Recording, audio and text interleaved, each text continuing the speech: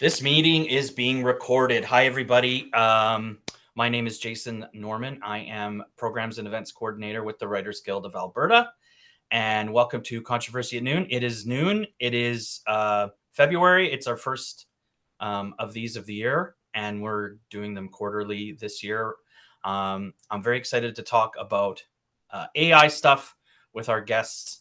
So we're going to basically just jump right into it. Hopefully you got a chance to see everyone's bios on the Writers Guild website, also the little slideshow before the event started, but also the guests will have a chance to kind of tell you a little bit more about their backgrounds and stuff, about what they do, hopefully while we chat. So the conversation today is regarding AI, and I mean specifically from the Jason perspective is that I don't like it, or at least in terms of like I don't like a lot of these things.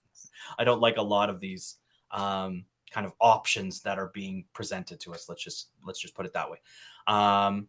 But just to kind of make the parameters a little bit smaller, we're talking about AI. The term AI right now, the way it's being used is we're not really talking about robots and intelligence in that way and about computers or things making decisions on their own and kind of being autonomous.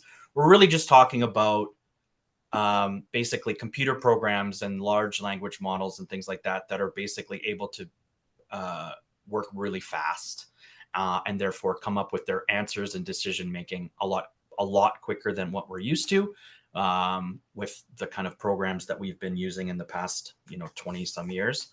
And then we'll kind of start from there.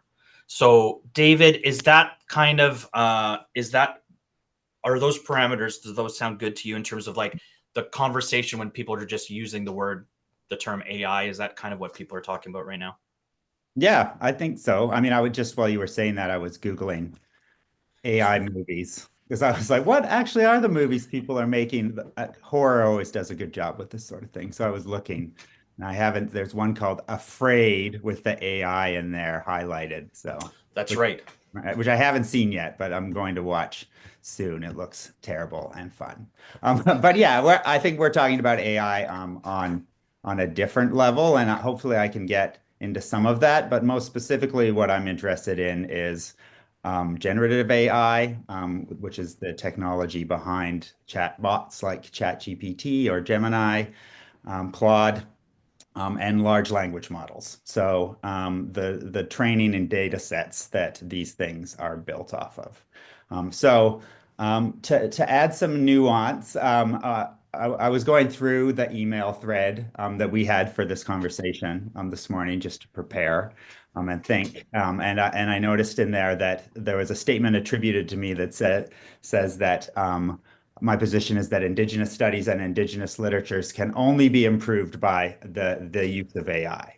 And that might be a little strong. I'm certainly not an AI doomsayer, and I have spoken publicly about the potential of AI as an accessibility tool for students and a tool to be mobilized against colonial gatekeeping. And that colonial gatekeeping that's particularly masked behind things like proper English and good grammar. So to give a little context for those who didn't read the bios, because I'm certainly one of those people who never reads a bio before going into a talk. I'm an associate professor at the Institute for Critical Indigenous Studies at UBC, where I am right now on beautiful Musqueam territory. I do research and teaching in new media and digital storytelling. And some of my more recent research has been on AI and what it means for our community working here. I've been trying to tease out for myself some of the complexities and nuances of these arguments and sort of pushing past this binary that we so often encounter, which is like AI is bad or AI is good. And so what exists in between those? And I do, and I have, like I said, I have talked quite publicly about the potential for AI as a tool um, uh, for our students and for as a writing assistant, as brainstorming as a way to get ideas onto the page when ideas don't come easily. I come to this really, as I was thinking about it as I'm somebody who was diagnosed with really weapons grade ADHD when I was in my 40s. Um, and it was only then that with that diagnosis, that I began to see how much of the anxiety and depression that I suffered as a student, an undergraduate and graduate, was wrapped up in my relationship to writing. I love what I do, and some people, I think, I have a job, so I think some people think I'm kind of good at it. But so much of the writing that I've done, including my dissertation and my first book, were only accomplished through brute force, deprivation, and suffering. And there's a whole tradition of writing that glorifies that, right? Like Thomas Mann even suggested that a writer, this is a quote, a writer is someone for whom writing is more difficult than it is for other people. And I admit that I perpetuated that myth when I was a teacher, that if writing wasn't a struggle, then students weren't doing it right. But as I've learned more about the nature of my own ADHD and thought more about my relationship to writing, I have a bit of a different perspective on that process. Because the fact of the matter is that I actually enjoy writing quite a bit. It's what got me here in the first place. But the issue has been that the velocity of my ideas didn't always line up with the process of getting words on the page. So when I was trying to come up with a perfect adjective for a sentence, a whole collection of ideas would get jammed up behind that. Right in the back of my prefrontal cortex, leaving me feeling overwhelmed and incompetent, and really asking why I couldn't just get the ideas in my head onto the page. So I think my story is just one of the many fraught relationships that people have with writing, my students included. But the upshot for me is that handing a student an assignment in which it is assumed that writing as an undefined process is going to surface the ideas a student has, is going to A, miss a whole lot of brilliant ideas, and B, cause actual suffering in students for whom writing as a linear, systematic process does not come naturally.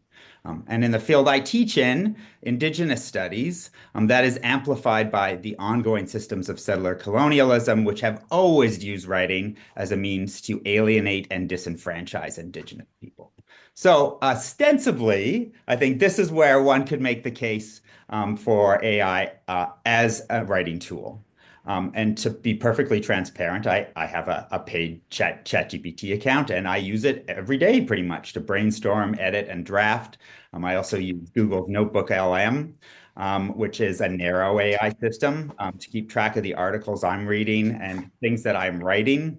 So I can ask it questions about the direction of my new research. It also has this bizarre feature in it where you can make it create a podcast about the work you put in there, and two people will actually have a conversation about the things that you are writing, which I give it a try if you haven't already. But even with that in mind, I stopped short of saying Indigenous studies and Indigenous literature can only be improved by AI for a couple of reasons. And I won't go for too much longer. I don't want to take up too much space. Well, But the let's go into the so regarding the statement itself. So I think in terms of as somebody that teaches what you teach, and also as somebody that now uses AI the way that you do, before we go ahead, because I think a lot of this can kind of start to go towards the generative side. Mhm. Um, we're talking about these computer models, these language models, these chat GPT types of things are built on a system. They're also built by, I mean, they're built by humans, but they're built on a system that, would you agree, has basically the same amount of possibility for things like bias and misinformation and things like that, because they're still built by, or at least built by people, built by people that are basically within the system. Like you're talking about a colonial system, which is basically like there is one way of talking correctly, there is one form of knowledge, there is one kind of fact about history, and then it takes all of that and puts that into the programming itself. Yeah, for sure. I think that to to maybe even take that argument a little bit further, I think that these systems are not only built with inherited biases. I mean, a large part of that knowledge is coming from Wikipedia, which we have tons of research that already says articulates the bias, the misogyny, the racism, the heteropatriarchy in Wikipedia. So yes, we're re-perpetuating ideas that are already really widespread. But I think even more so, what I am concerned about is the how a technology like AI and large language models are a continuing, ongoing histories of colonial extraction. Like these are models that are based on stealing knowledge and then repurposing it for the benefit of the very few, right? And that should concern. I mean, it's concerning all sorts of authors. It's concerning the New York Times. It's concerning the Authors Guild. There's lots of folks who are very concerned about that, but it should concern you on a personal level because to Karl Marx talked about capitalism as a vampire. What is happening when you are working in ChatGPT is your desire is being extracted in order to sell things back to you, right? So thinking about what you are giving ChatGPT, especially when we're asking, if we are asking students to engage it, what they are giving to those systems, which are colonial capitalist systems, and what is worth it? Like that is not an argument to say don't or do not, but people need to go in understanding the stakes of the engagement. And so that's sort of where I'm landing right now. Yeah, exactly. And I would also say, and I think we'll come back to this, is that I mean, just the understanding that the just because these things, just because the idea that AI may or may not be an inevitability in terms of the way that we use it in everyday life, that the people that created these things or are trying to sell you products that use these things have your best interests or the best interests of the planet at heart, or specifically artists. So, Neil, I'm going to come to you. Um, Quickly, I just wanted to say I didn't say this at the beginning. We'll probably have some time at the end for questions um, from everybody that's watching. And it's probably best if you type them in the chat and then I can read them out. If you do want to speak, you'll probably be on the recording and then you'll be on YouTube forever. So just so you know that. And if you don't have your cameras off already, you can probably keep them off because it probably makes the computers go faster, as at least my scientific brain, from what I understand.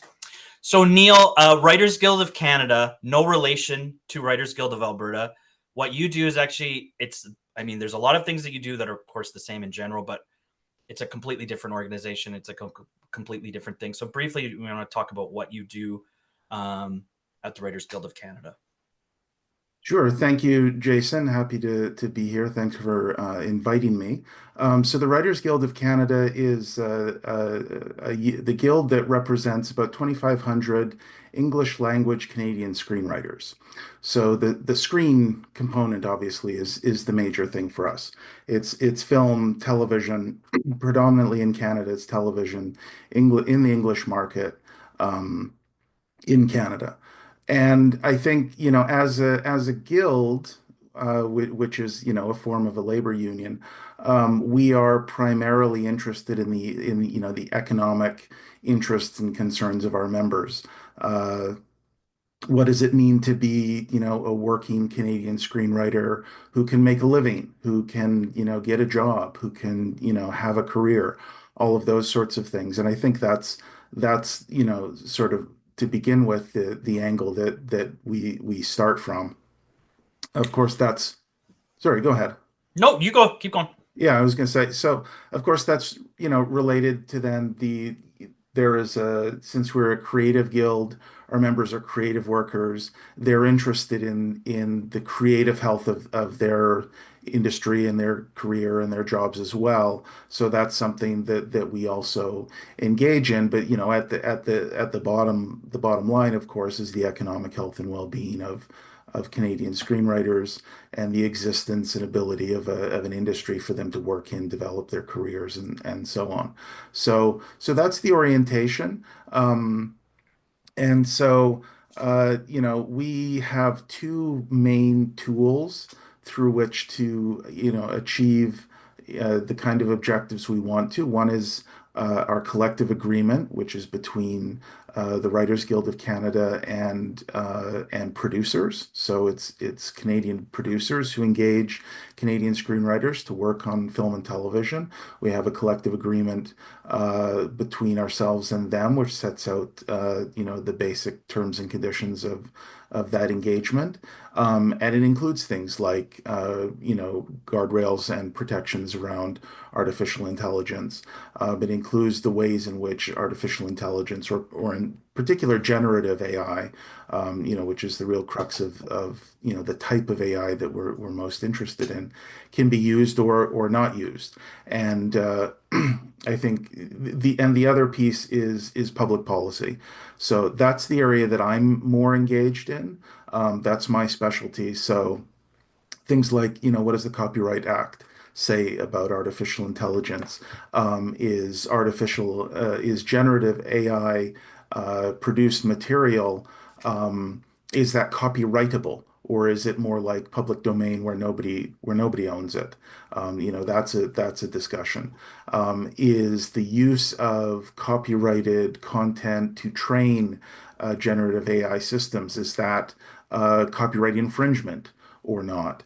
And funding, for example, cultural funding programs like in our industry, it's the Canada Media Fund is a big funder of what we do. So is Telefilm Canada.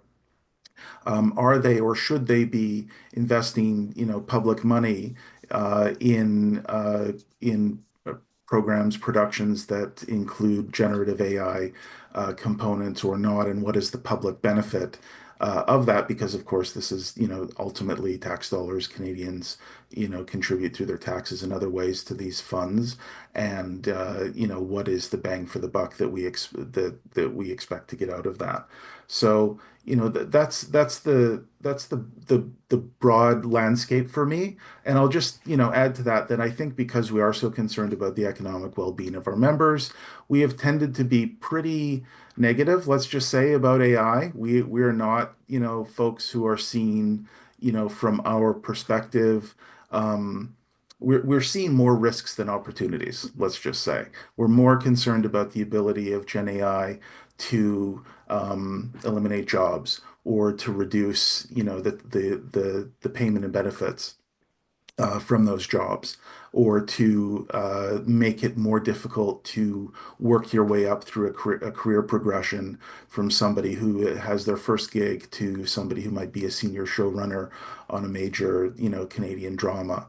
And in particular, the potential for AI to be a tool that's used to erode the more junior level, entry level, and mid level writing jobs that then lead to the senior jobs, which may be less at risk, but the sort of conveyor belt of talent from the more junior and entry level jobs to the higher ones will be disrupted.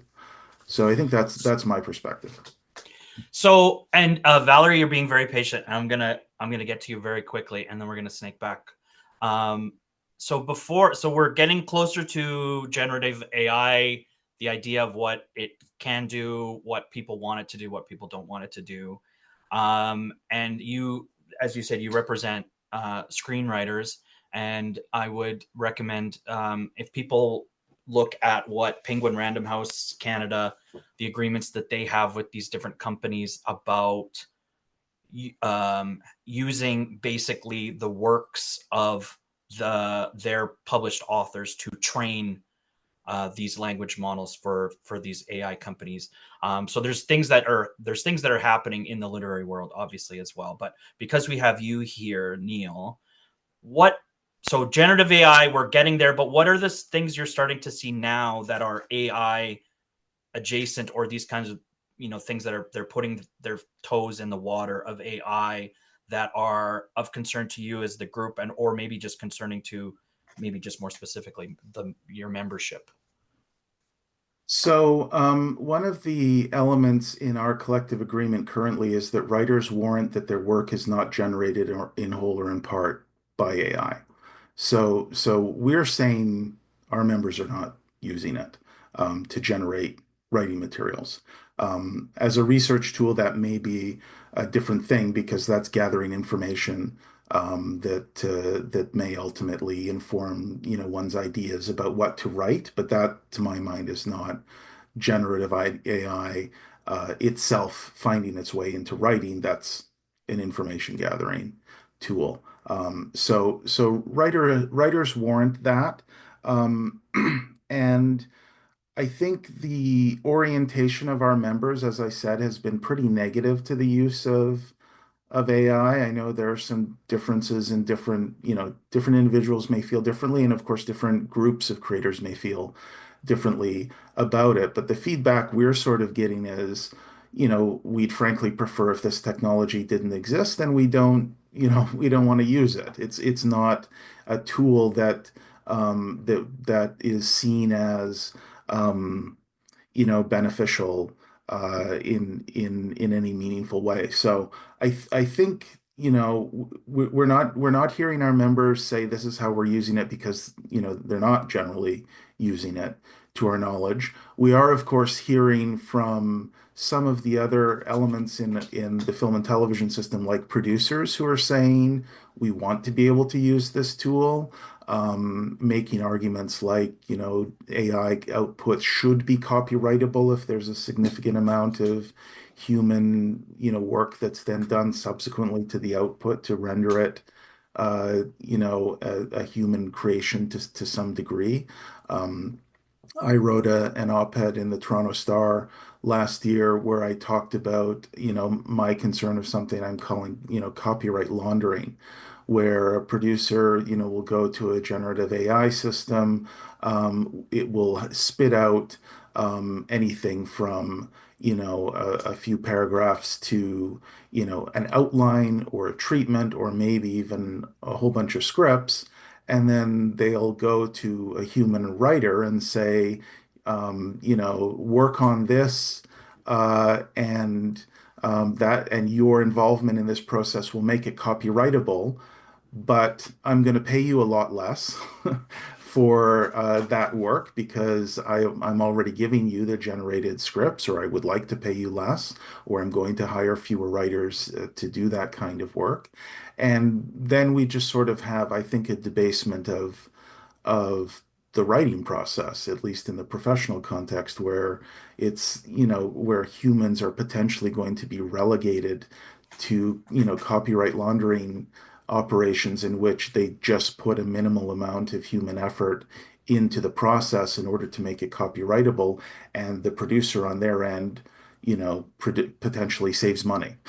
And so, AI is simply a money-saving tool to cut people out of their, working situation is not a good situation for us. Yeah, I Or think that's people. the best thing to say before we come back to you is I love the idea of laundering, the idea of this the human shield, for kind of just the laws of, like you got a computer anyway.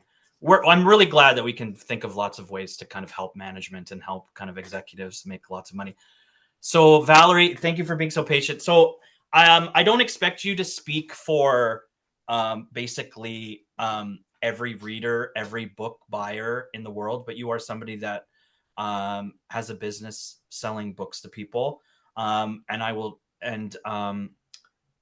would like to know if you have opinions on or things that you have heard about what what customers of yours think about the possibility of reading books written not by human beings at all. Yeah, thanks. Thanks, Jason.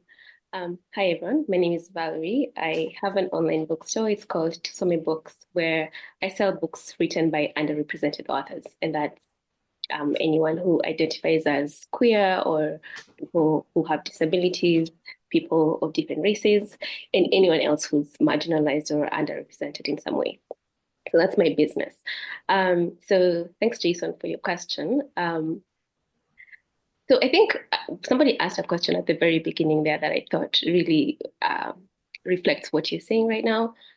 Just what is the climate, right? What are my customers thinking or feeling about AI? And I think the what is happening is, and I don't know if it's just partly because we, as Neil, I think you had mentioned too at the beginning or at some point when you were talking that these the publishing industry in general has kind of just leaned towards the negative of AI. And so I think readers in the same way are kind of leaning that way. People definitely prefer to read books written by people, not books written by AI. And I mean, I'm not here to say that's good or bad, but I personally, I think just to speak for myself, I think that um, it's not a good tool, but it's also not a bad one. Like I'm not against it or I'm not for it. I think I'm more in the gray. There's definite uses for AI. There are ways that it can be very helpful to readers, to writers. But of course, there are also a lot of challenges and things that need to be addressed, including biases that could be embedded in the technology just because they are built by people. Um, so yes, readers in general, my customers so far are concerned with, reading books written by AI or even not necessarily written fully by AI, but maybe AI assisted. Um, they'd rather read books written by people. But I do think that a lot of us just have um, fear because we don't or we haven't really researched or read a lot about AI and how we can use it in a way that doesn't impact us as creatives. So the other aspect of what I do, I sell books, but I'm also a writer. I went to the University of King's College, did my MFA, and I'm currently working on a book. So I am also looking at AI as a bookseller, but also from the perspective of a writer. Do you think that underrepresented these voices that are published that you sell in your bookstore? Do you think that underrepresented authors have a better chance in the world in competing in a marketplace that also then has AI written material? And AI written material, I'm assuming that also claims to be from underrepresented.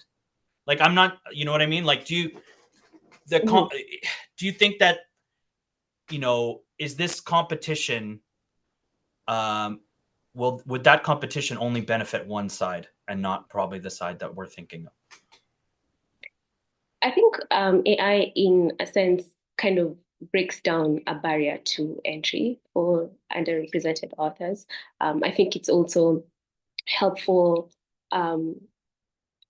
So it can help people, if you're if you're trying to do your research or if you need support as okay. What I'm trying to say is that you can use AI as an assistant in whatever capacity you want without it taking away from your creativity. And I do think there's opportunities there for underrepresented writers to, I guess, get assistance without having to go through traditional publishing. However, as I had said before, I still think that there's a lot that needs to be considered in terms of the safety of using AI. So the biases, the discrimination that's embedded into it because it was built by people, but also these issues of copyright, as Neil had talked about earlier, right, that I think need to be addressed as well. So yes, there are opportunities there. I do think, though, that when people are leaning into it, they need to do it cautiously. Um, and also, there's a lot of more work that needs to be done to make it Okay, purported.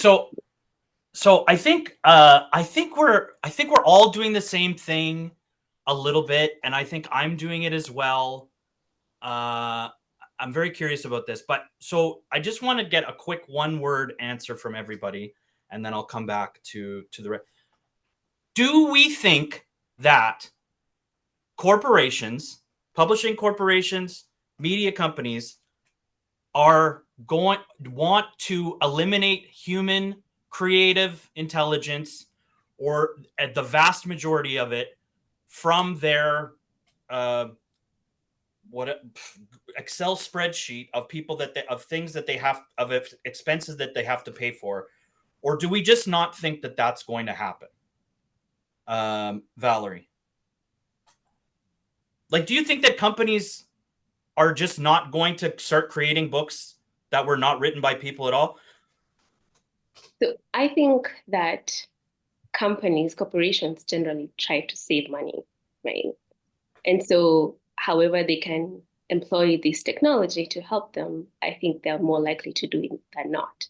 However, that being said, I think there are different kinds of writers who write for different kind of audiences, and there are some writers who their use of AI would not have as much of an impact on their readership than others. So let me try and give an example. If so, I was watching this video where a science a scientist was saying how he's so happy that there's AI now that he can just do his research and do his experiments in the lab and then employ AI to kind of put together his book.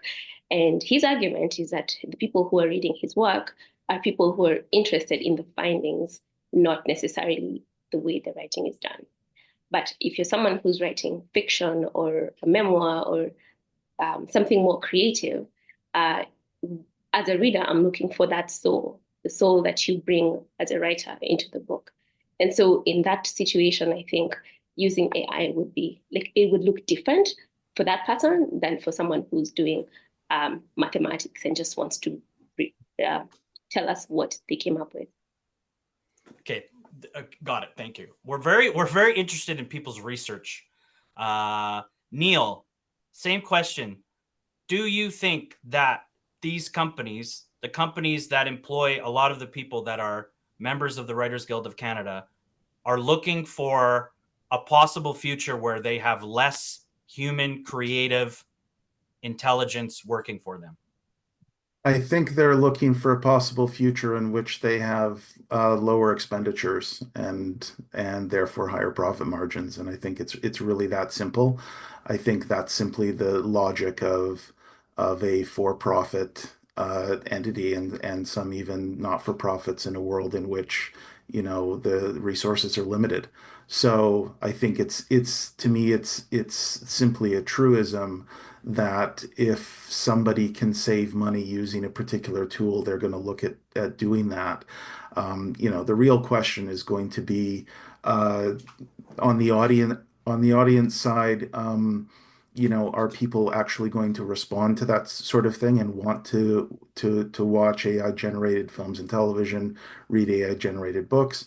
And then on the public policy side, are we going to orient our public policies in such a way to allow that or expedite it or incentivize it? And on that front, I think the answer is that we should not be doing those things. Copyright, as copyright is a law, but it has a public policy rationale behind it. There are two sort of broadly accepted reasons for the existence of copyright. One is to incentivize the people to do the kind of work necessary to create copyrightable creations, and the other is this notion of the natural right of somebody to sort of reap the fruits of their labors. If they do something, they have a right to sort of own what they've made. One is sort of society focused, the other is sort of creator focused, but neither of them are really engaged by AI. We don't need to incentivize AI itself to create. It's not sentient. It doesn't have intentions, and I don't think that we need to incentivize AI generated works. We're seeing that there is a proliferation already. That AI is quite happy to spit out mountains and mountains and mountains of stuff.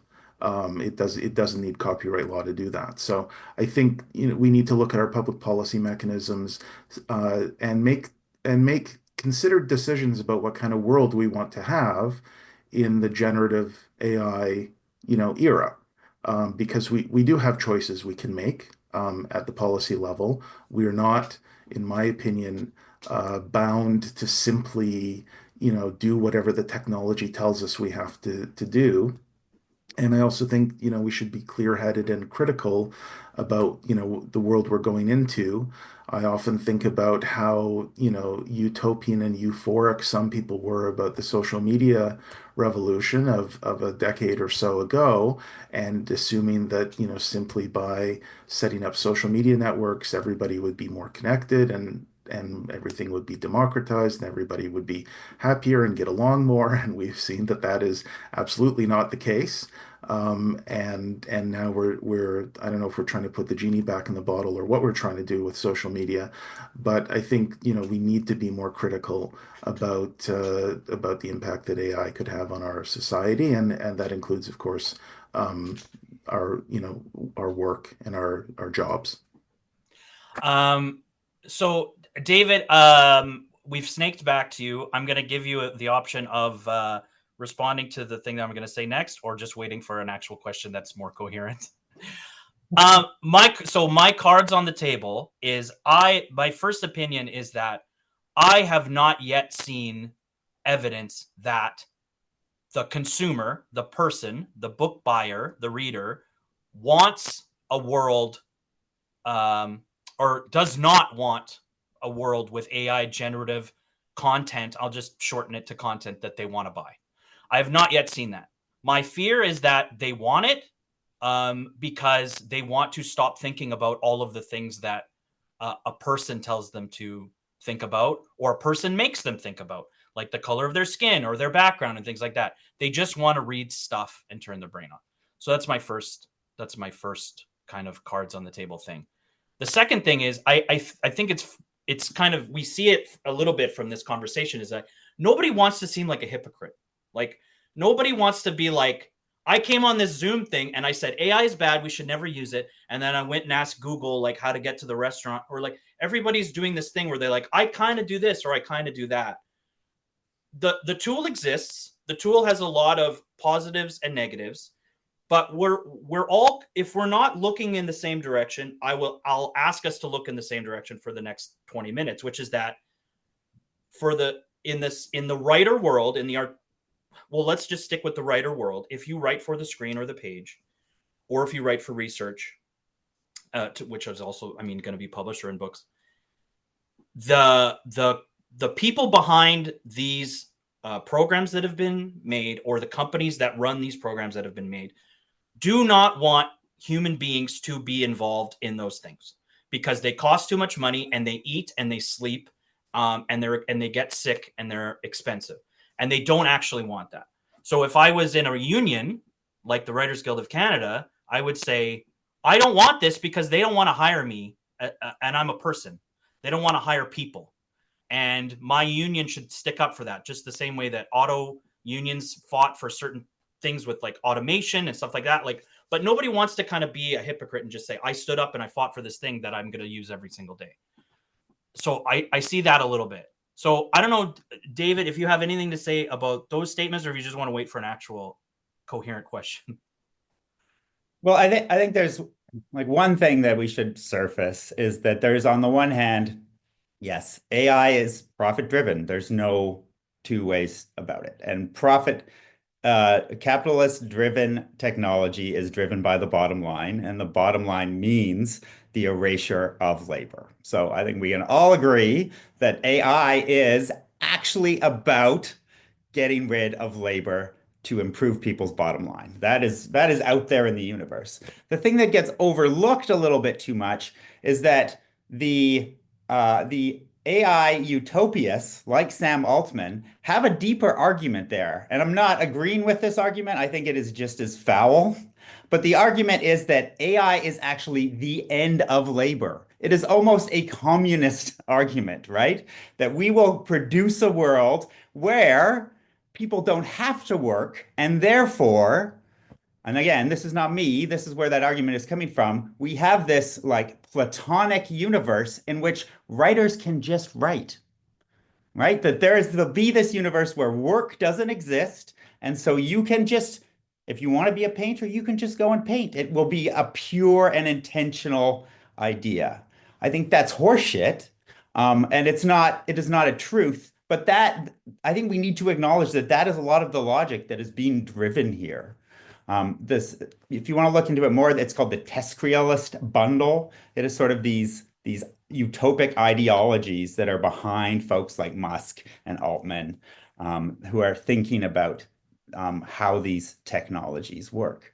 I think there was this great question in here earlier from Nadine about how do we encourage young writers in this moment? Like, how does it mean when we have a universe where AI is just making the things? And I'm still driven by the fact that, like dead internet theory. Like, if we are going to live in a world where it is just the internet regurgitating itself to produce new content, who wants to read that? There are people who are always going to want, to numb their brains after the day at work, but I do not subscribe to a society which is only about numbing. I still believe in a society where people turn to the arts as a way to reconnect to one another. And there is some fetishization there in about what writing is, but for those young authors like Nadine's daughter, like we need people to articulate their point of view in ways that we have not seen. We need them to connect us to their hearts and minds. Because an internet that is only driven by this Uberos model, the snake eating its own tail, is a messed up reality that I do not want to live in, and that I don't want my kids or my students to live in. That's a great point, and I'm sorry that I don't get to look at the chat because I get way too confused. But I definitely see the little number that goes up. So I like when people are trying to keep both things going. They're trying to keep the chat thing going. So I want to go a little bit quicker so we have time for questions. But David, I just want to take a step back because I think some of the things about like we there's a lot more to say about generative AI, but some of the stuff I was reading about you and Indigenous studies, and also it's specifically in terms of like AI models and knowledge keeping and Indigenous people kind of controlling. I don't want to say controlling their own AI, but basically the way, because like the way that there is more than one way to get to the truth or to present knowledge or to kind of disseminate knowledge. And I think that is one of the problems with the AI stuff that we're looking at now. It's kind of built on these kind of same systems that exist. So I just want to know, or I want you to talk a little bit more about the possibilities that exist for when you're talking about Indigenous people and Indigenous groups using AI for the purposes of, I think, knowledge keeping, I think is, if that's kind of what I'm getting at. Sure. Maybe more so knowledge mobilization or knowledge dissemination. I think that it has to start from a data sovereignty model. I'm not going to get into the specifics of that, but this is an argument that goes way far beyond technology and certainly beyond AI, but thinking about how Indigenous people have sovereignty over their data and they can self-determine how data is mobilized. And that is just foundationally not the case in a model like the ChatGPT model, right? Like once you give that data up, it is absorbed into the colonial capitalist system. So I think where I see possibilities for AI are moving away from this AGI model, right? This notion that we're going to move towards a omnipotent being, the fantasy that we talked about not talking about at the beginning of this, but that is what Altman is driving towards, right? Like people are saying we're going to hit AGI this year, but is looking actually at narrow AI models. And narrow AI models are systems that are created internally in which knowledge can be put in, and the systems for interpreting that knowledge can come from a localized community. And so there is a way to think about how, I mean, there's tons of communities that have these massive archives of newsletters that have never been digitized, and that would be impossible or very difficult for anyone to go through and parse all that information. But having a system that was under their control and an algorithm set by their parameters in which that data could be entered, and then people could query it or have a conversation with it, right? A system where a youth could ask a question and then an answer would be generated through the data given by the community. There is potential for engagement with knowledge in a sovereign way. There's still problems associated with that, but If we are looking at a model that can serve community and indigenous communities, any of vulnerable communities, we are looking at a narrow model, which means a model that is designed internally, and not just has internal content, but has internal algorithms and processes for parsing that content. Thank you so much. I love the idea of data sovereignty. Neil, I want to talk about Back to the Future 2 for 60 seconds. So, in the movie Back to the Future 2, the actor Crispin Glover plays Michael J. Fox's dad in the first movie. He didn't want to be in the second movie, and they said, "That's fine. We'll just use all the footage of you from the first movie and put it into the second movie." And that was in the late 80s or early 90s. And he sued them because he said, "You can't use my stuff, my face, my likeness without my permission." And now they still, and then he got paid basically. And also they showed that you're not allowed to do that. Just because you have this footage that exists, it doesn't mean you just get to keep making Back to the Future movies with Crispin Glover's face on, things like that. What we're seeing a little bit now in the creative world is these companies that are saying, like I mentioned about Random House, Penguin, where they're saying the models, the AI companies can use the books that our authors have written to train their models to ... Everyone's being kind of shady about what that is. They kind of talk about they're trying to help make like chat bots better, or like give people really personalized book suggestions by using all this information. But I think really what they're doing is they're just using all of that data to train AI to write better books that Margaret Atwood isn't going to write, or people like that. And companies like Penguin Random House are saying, well, as long as we get some money from this thing that's going to happen anyway, that's a good thing.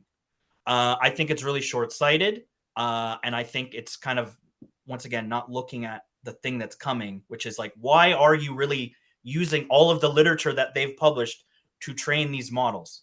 Neil, what do you think about that? Yeah, there's a fair bit there. I think, that maybe the theme that you're getting at, or at least, what I heard, is the potential for people to have rights or some sort of interest in uh, perhaps something other than a direct, a traditionally understood copyrightable creation. So in the Back to the Future case, and laws differ by jurisdiction. So in some places there is sort of a personality right, or a likeness right that a performer may have. In other jurisdictions, that right may not exist at law. And of course, when it comes to writing, or any other, creative, form, people have a style, right? Obviously, one of the things that people seem to enjoy doing with AI is adding prompts and saying, give me a poem in the style of this other poet, or give me a painting in the style of this other artist. And it's in some cases, creating outputs that seem like that what that person would do. And people are raising questions about, how legitimate is that to essentially appropriate through technology, the style or the voice or some element of an actual artist. Personally, I that scares me. It creates another way, I think, to disenfranchise, human creators from the process. If somebody feels like their favorite writer, they really wish they had written a book or a screenplay about a certain subject that they never did, that person, could go in and try to get AI to create it.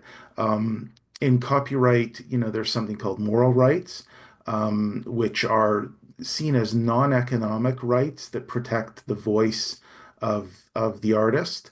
There was a famous Canadian copyright case where the artist, I believe is Michael Snow, created sculptures that are currently hanging in the Eaton Centre in Toronto of a flock of Canada geese who are coming in for a landing. And they're suspended by wires in the middle of this atrium-like mall in the Eaton Centre. And there's about a dozen or 2 dozen of these sculpted geese sort of flying through the space. And the mall management one year decided to celebrate for Christmas, tying little Christmas ribbons around the necks of all of the geese. And Michael Snow sued them on the grounds of moral rights, saying, "You're changing my vision, right? You're changing my piece of art." And in that case, it wasn't a question so much of who owned the sculpture, because Michael Snow had sold the sculpture itself to the Eden Center, but the Eden Center had then gone and taken something that they had ownership of and changed what it was in a sense. And that's the type of thing that moral rights are engaged in. So that's a precedent, I think, for looking at these issues of appropriation of voice, appropriation of style, however you want to put it. And I think it's definitely, a big issue when it comes to generative AI. Thank you, Valerie. We're gonna have a go to questions after Valerie here. So on your website, you talk about the website for your bookstore, the online bookstore. You talk about intentional reading. Do you want to just talk a little bit more about what intentional reading is, and also why it's important to that? Because I think like I said, you don't represent all booksellers. You don't represent the consumer of books in general. But I think consumers in general do have a lot of power, more power than they think they have when it comes to a lot of these things.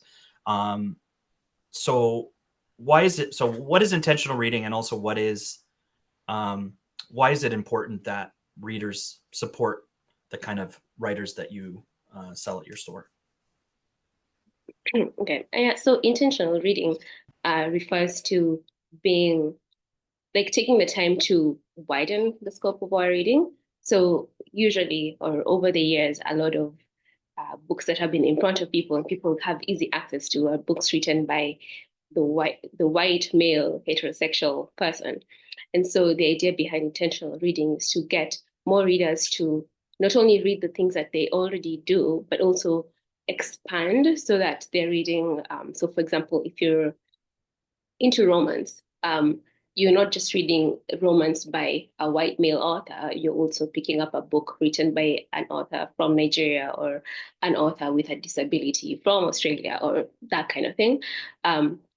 So the idea behind this is that the wider you read, the more voices you listen to, the more informed you become, the richer your perspectives, and also it influences the way that we connect with each other, and also in our spaces of work or whatever spaces you occupy where you have some form of leadership or influence, you have more, you're more informed about different perspectives and different ways of living, so that you're making decisions that are kinder and more sensitive to the people in those spaces with you. So that's the idea behind intentional reading. In terms of AI, when I said earlier that I think a lot of readers are, at least readers in my space, in my community, are more interested in books written by people, it ties into intentional reading, because the whole point of doing intentional reading, whether you're reading fiction or nonfiction, the idea is to listen to other people who are different from yourself. And so when you get books by AI, it kind of it's not doing what we set out to do, right? So yeah, intentional reading is definitely I guess you're able to do it better if you're reading books written by people.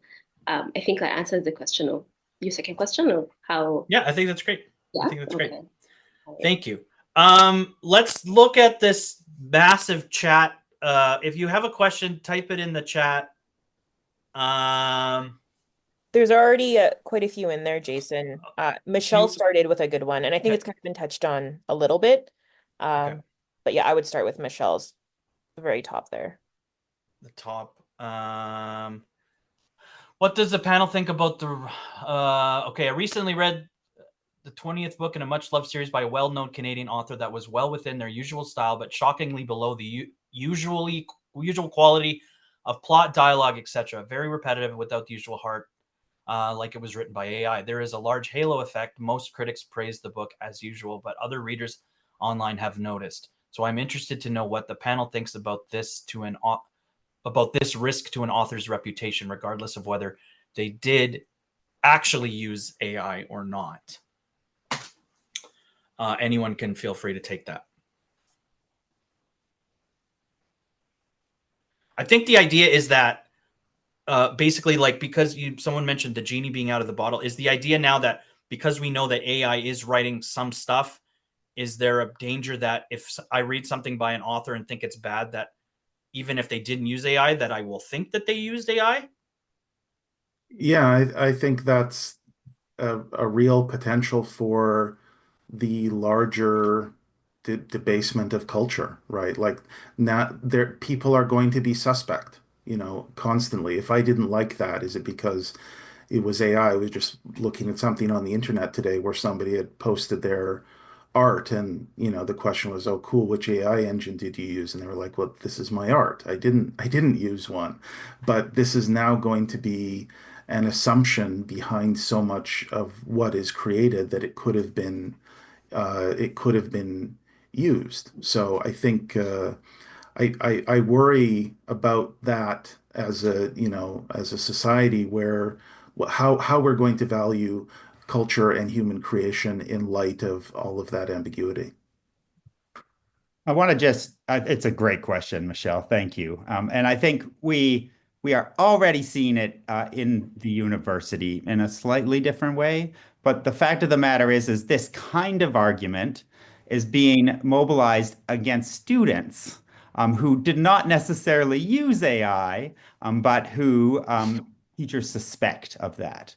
And guess who the students who are suspected of that usually are, right? They're not your rich middle class white students. I'll tell you that for free, right? So that this effect of AI being out there is being weaponized in classrooms against students, and of course there are students using AI and cheating on assignments with it, but that I think what you pinpointed here, Michelle, is that sort of that the shadow of it, how it hangs out, that debasement of culture that Neil is speaking to, is just as dangerous. And we need to be aware of how those effects are being, those sort of secondary effects are being used to debase culture and credibility in different ways.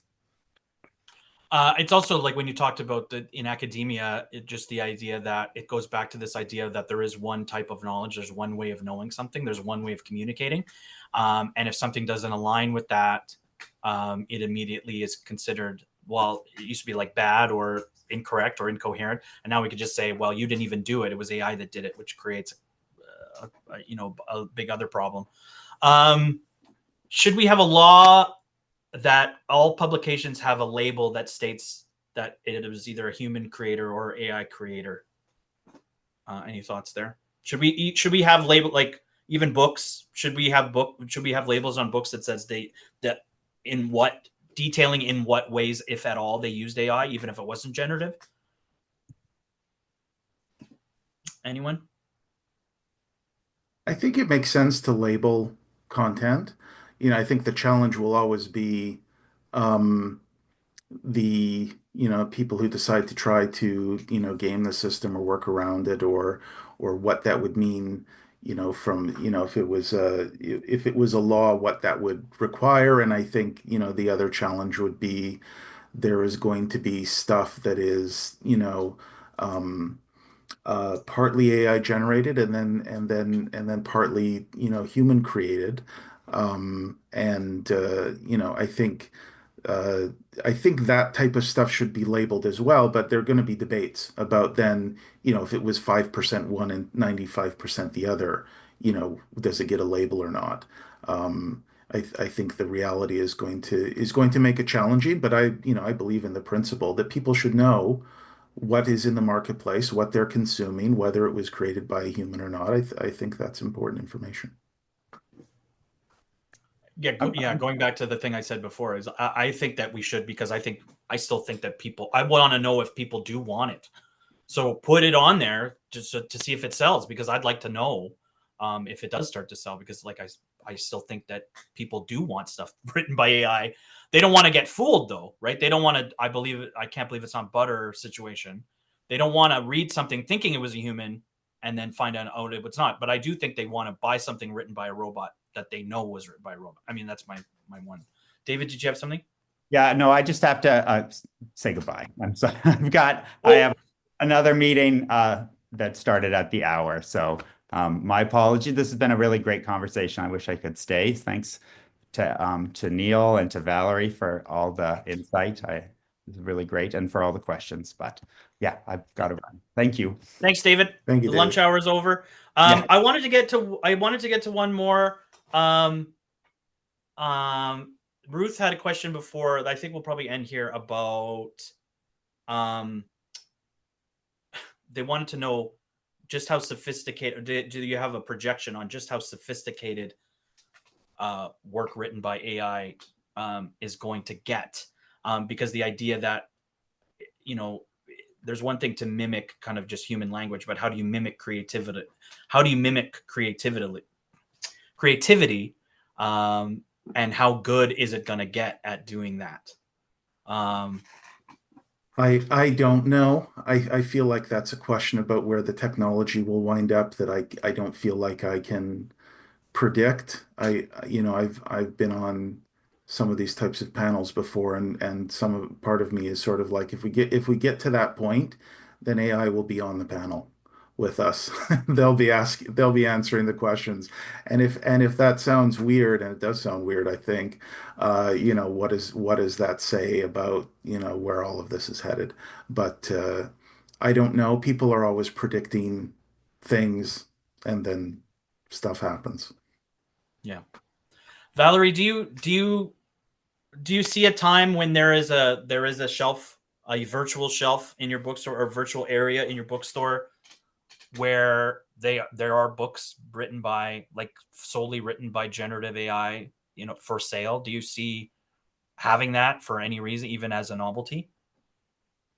Well, I think at the moment, the answer to that question is no. I don't have books, like even the fact that we don't really have a way that books are tagged, that these were AI generated or AI assisted. So there's really no way to tell at the moment, other than, reading through and thinking, oh, there's a lot of repetition, so we think maybe this was written by AI. So as things stand now, no, the books that we're carrying are books written by people. And my whole goal as a bookseller is to showcase books written by groups, like underrepresented authors. And so I will maintain that. But I was going to say that I think at some point there might be in the industry a way to tag these books so that we are able to tell that these are the books that were AI generated or AI assisted. At the moment, unfortunately, it's kind of a guessing game. I think Penny just asked, do you know if AI is trained on books by your authors? Books about women's issues seem to have been bypassed. I think you just kind of said that, where you don't really know about the books that you sell, if they have. No, I didn't say I don't know if the books that I sell have. I just said that the books that are being published right now, like we don't really know. There are no books that have been identified that they're written by AI, other than I think some self-published authors, though, they do say it themselves if they did use AI. But generally speaking, I was saying there's no way of identifying those books. Got it. Thank you so much, Valerie. Thank you so much, Neil. Thanks to everybody that came today to listen. We did about an hour, and we could have obviously done a lot more, especially just with all the activity that was going in the chat. Thanks again. You can take a look at the Writers Guild website for the bios and stuff of the speakers, and you can check out their work and research and things like that through there. And the next Controversy at Noon will be in May. And look forward to seeing you all there. But thank you very much, Neil. Thank you very much, Valerie, for taking the time. And take care, everyone. Thanks. Thanks for having me.